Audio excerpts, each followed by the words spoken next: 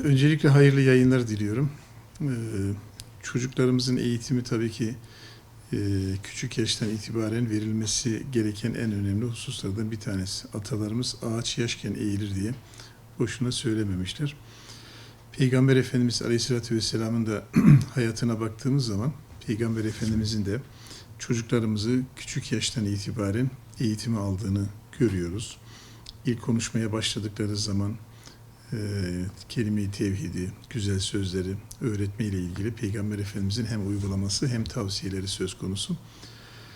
Dolayısıyla hem dini açıdan bunu rahat bir şekilde ifade edebiliriz. Bir de tabii pedagojik açıdan da çocukların erken çocukluk döneminden itibaren başlayan, daha doğrusu konuşmaya başladığı andan itibaren çevresini anlamaya yönelik, hayatı anlamaya yönelik, idrak edebildiği, kavrayabildiği kadarıyla gördüğü unsurlar ve kendisine aktarılan konularla ilgili sürekli bir soru sorma sürecini yoğun bir biçimde yaşadığını biliyoruz. Dolayısıyla onun sorularının cevapsız kalmaması olmaz. Elbette anlayacağı seviyede, kavrayabileceği seviyede onları cevaplandırmamız gerekiyor. Bu çerçeve içerisinde dini konularla alakalı olarak da tabii verilmesi gereken temel mesajların esaslarında muhakkak ki yavrularımıza aktarılması gerekiyor. Çünkü hani meşhur bir sözdür yine, insanlar dünyaya geldikleri zaman işte mideleri boştur, ona ne yapar? Anne sütüyle besleriz, geliştiririz. Zihinleri boştur, işte bazı güzel fikirler, düşünceler veririz. Ruhları boştur, onların manevi gelişimleri açısından sunulması gereken temel hakikatler, manevi hakikatler neyse o şekilde yetiştirmemiz gerekiyor. Çocuklarımız için de kesinlikle onların artık hadiseleri kavrayabildiği dönemden itibaren belki bilgi düzeyinden ziyade daha çok davranış boyutuyla da ortaya çıkabilecek davranışsal eğitim yönüyle onların olayları, hadiseleri, yani bir taraftan bilişsel gelişimleri, bir taraftan dil gelişimi, motor gelişimi, bu süreç sosyal duygusal gelişimleri ile birlikte bizim değerlerimizi de, hakikatlerimizi de sunmamız, onlara bir yaşam biçimi oluşturacak şekilde aktarmamız kesinlikle eğitim, öğretim sistemi içerisinde önemli bir unsurdur.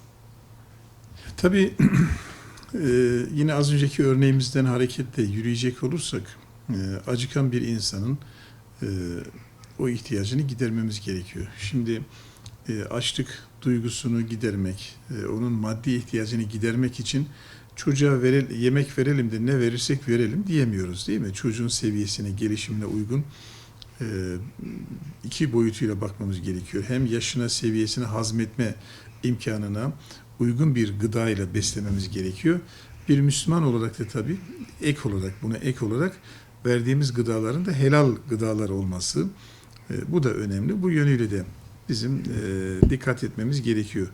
Dolayısıyla çocuğumuza manevi eğitimi verirken burada bizim annelerimiz tabii ki ilk mürebbilerimizdir, ilk muallimlerimizdir.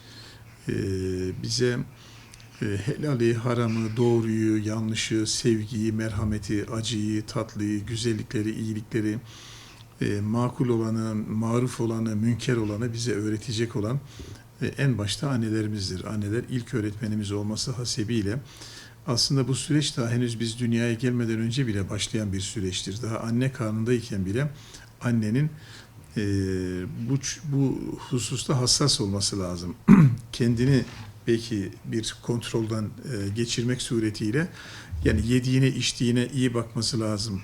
Efendim işte Allah'la olan kulluk yolculuğunu çok iyi bir şekilde sürdürmesi lazım.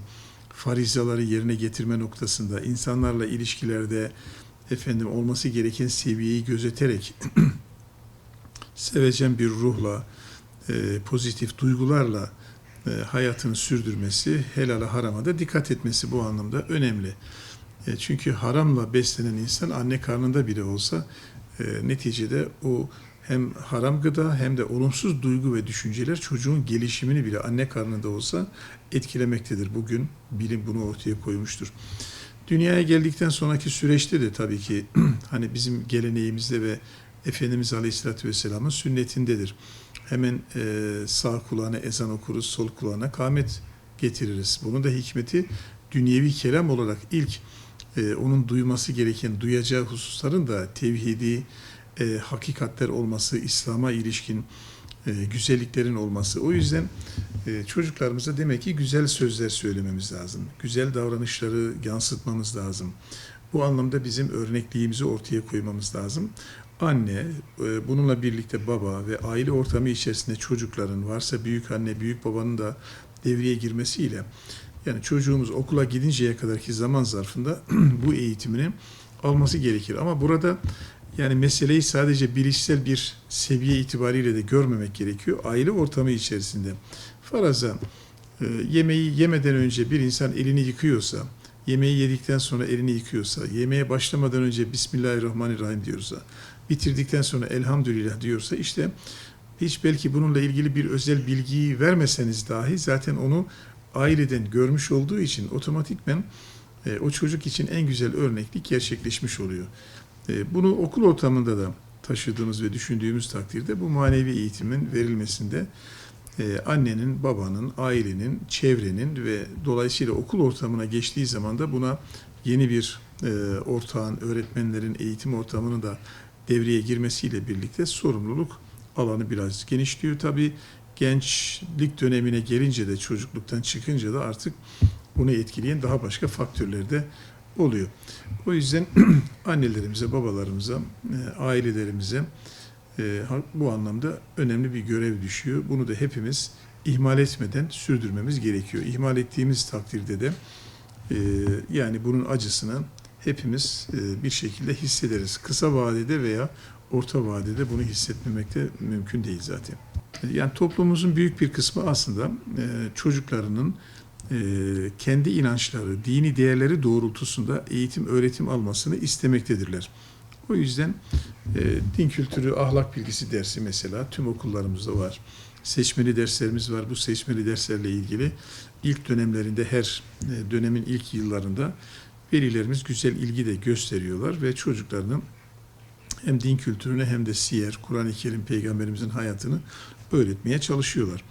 Çocuklarımıza bizim değerlerimizi aktarmamız, inançlarımızı sunmamız, adab-ı muaşereti öğretmemiz bizim hem aileler olarak hem ilgililer olarak hepimizin dikkat etmesi gereken bir husustur.